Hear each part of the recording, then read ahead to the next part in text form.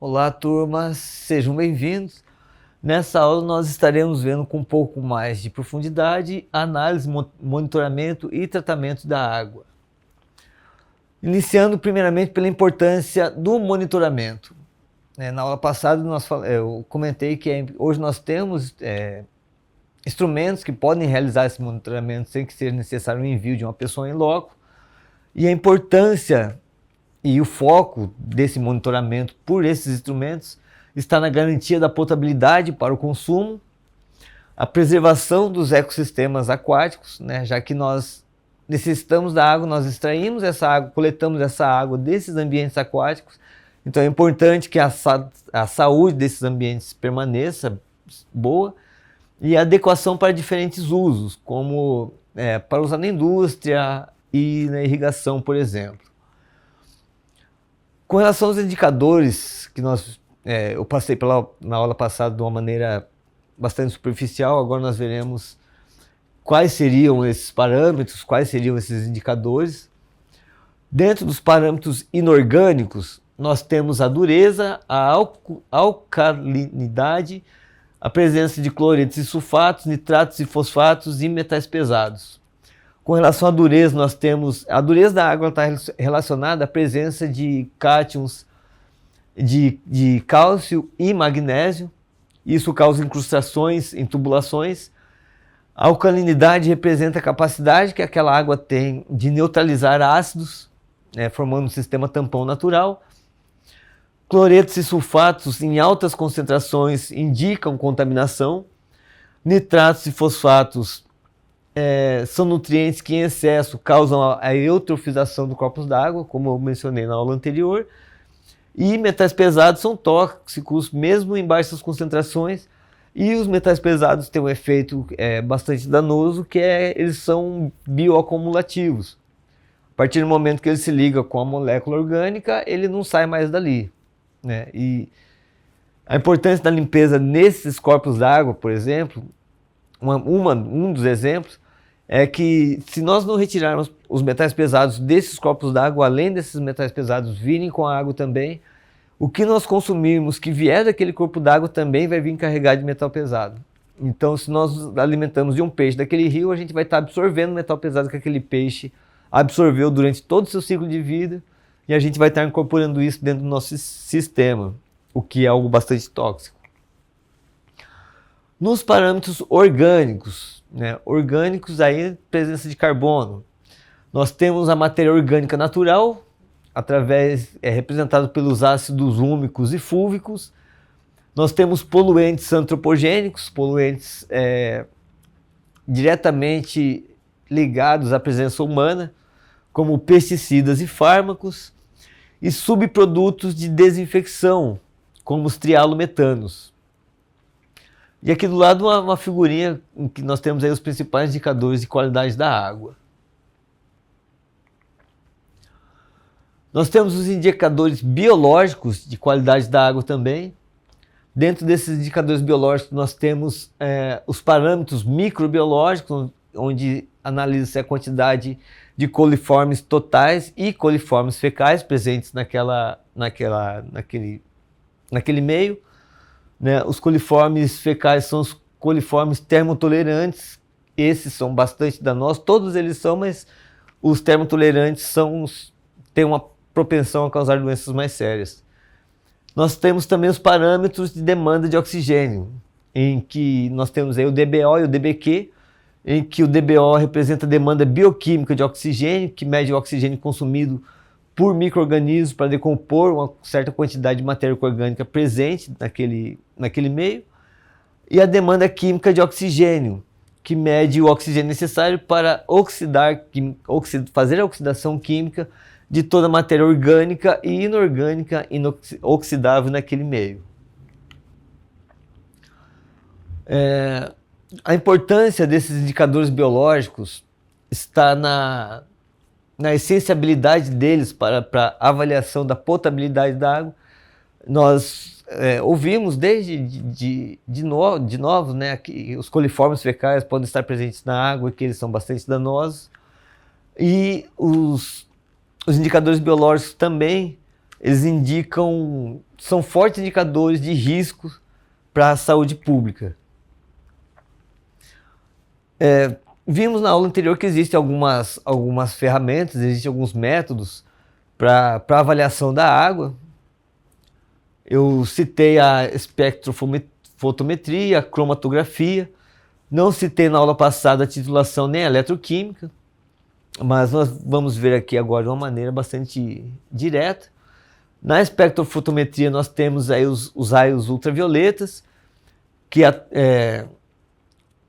espectrofotometria também de absorção atômica, a ICP, OES/MS, parametrais de nutrientes, esses nomes estranhos, turma, são técnicas de espectrofotometria para determinar determinados tipos de substâncias que a gente pretende estar localizando naquela amostra. Na cromatografia nós temos eletrodos seletivos para pH, amônia e fluoreto, entre outros. Na titulação, o pessoal que chegou a fazer uma faculdade presencial de Química e tudo, durante o curso a gente faz titulação do 2º ao 4º ano, assim, titulação o tempo todo. Titulação são métodos volumétricos para verificar a alcalinidade, a dureza e oxigênio presente naquela amostra. E a técnica eletroquímica, né? AGC, HPLC, IC para compostos orgânicos e íons. As técnicas eletroquímicas, elas envolvem a presença e a passagem de eletricidade por aquela amostra, separando alguns íons que é possível analisar e quantificar posteriormente. As análises, elas são importantes porque elas identificam as fontes de poluição, é possível a gente fazer essa identificação. Elas podem avaliar a eficácia das medidas de controle, né? A gente realiza uma determinada medida e depois a gente faz essa análise para verificar se realmente aquele resultado esperado foi alcançado.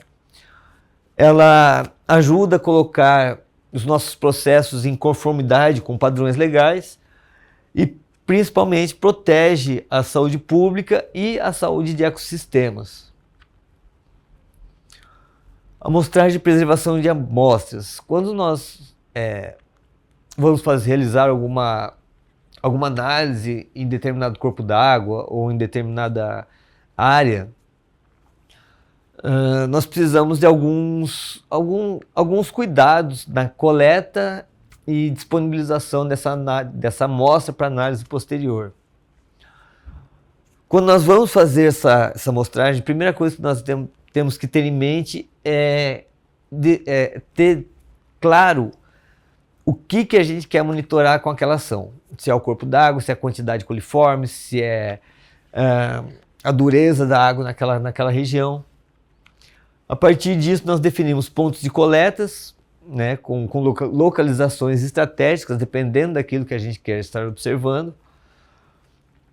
As amostras, elas podem ser pontuais ou compostas. Pontuais é quando a gente tira uma amostra somente naquele ponto, naquele dia, e composta quando a gente pega uma amostra do mesmo lugar, só que em dias e em horários diferentes. E a frequência pode ser diária, semanal, mensal ou sazonal, conforme a variabilidade ou viabilidade. Essas amostras, elas devem ser mantidas refrigeradas, geralmente a 4 graus para a maioria dos parâmetros. A gente mantém a água nessa temperatura. A acidificação é a adição de ácido para verificar a presença de metais nesse corpo d'água com pH aí menor que 2. Os frascos para coleta e transporte são específicos também. Geralmente utiliza-se frascos âmbar para fazer essa coleta e transporte, porque o frasco âmbar ele protege compostos fotossensíveis. E o tempo de retenção. A análise ela vai ser realizada hoje ou vai ser realizada na segunda-feira, por exemplo. E dentro disso, qual que é a diferença da análise de hoje para de segunda-feira? O que pode dar de diferente nesse tempo de retenção entre essas amostras?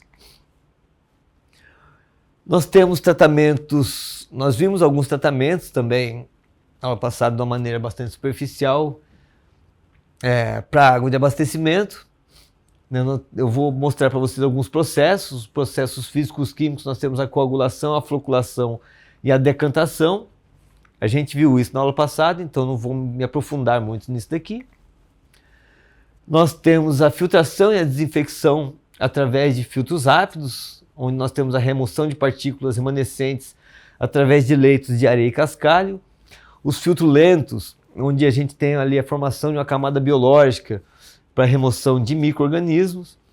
E por último, a desinfecção, como foi mencionado anteriormente, que ela utiliza aí cloro, ozônio ou radiação ultravioleta. Com relação à inovação e sustentabilidade no tratamento da água, nós temos algumas tendências tecnológicas, onde nós temos aí os processos de membrana. Nesses processos de membrana, nós conseguimos realizar, através desses processos de membrana, a osmose reversa, né, que é um processo que a gente consegue retirar o sal da água do mar, que é algo bastante importante para muitas comunidades aí ao redor do mundo. Mas além disso, nós temos a ultrafiltração, a nanofiltração e osmose reversa para remoção eficiente de contaminantes. Nós temos os processos oxidativos, nós temos os processos avançados, que promovem a degradação de poluentes orgânicos persistentes, e os bioreatores de membrana, que vão estar combinando ali tratamentos biológicos com tratamentos de filtração de membrana. Com relação à sustentabilidade, nós temos a possibilidade de discussão e inclusão da água dentro do conceito de economia circular, em que nós podemos aí estar reutilizando a água em outros processos, né? Nós temos uma diferenciação entre águas do uso humano, entre águas cinzas e negras. Essas águas cinzas, elas são possíveis, a gente está reutilizando essa água em outros sistemas, sem causar dano, e sem que seja necessário essa água voltar para a central de abastecimento para passar pelo processo de limpeza todo. Então nós temos o reuso da água, nós temos a eficiência energética através do uso de energias renováveis em estações de tratamento. Hoje em dia essa base energética está sendo cada vez mais utilizada, ainda bem.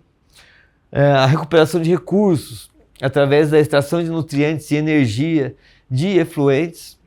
Às vezes aquilo que a gente consegue retirar de impureza da água, que é impureza para nós, pode estar sendo utilizado em um determinado ramo industrial ou para outra determinada aplicação. E um monitoramento inteligente, em que nós temos sensores e IoT, tecnologia para gestão em tempo real. E essa então foi a nossa aula. Me coloco à disposição de vocês para tirar qualquer dúvida que vocês venham ter decorrente do conteúdo. Vocês podem estar entrando em contato com a tutoria sempre que tiverem alguma questão a ser discutida. Agradeço a atenção de vocês, parabenizo pela escolha do curso que vocês fizeram e nos encontraremos em outra hora, se tudo der certo. Muito obrigado e até a próxima.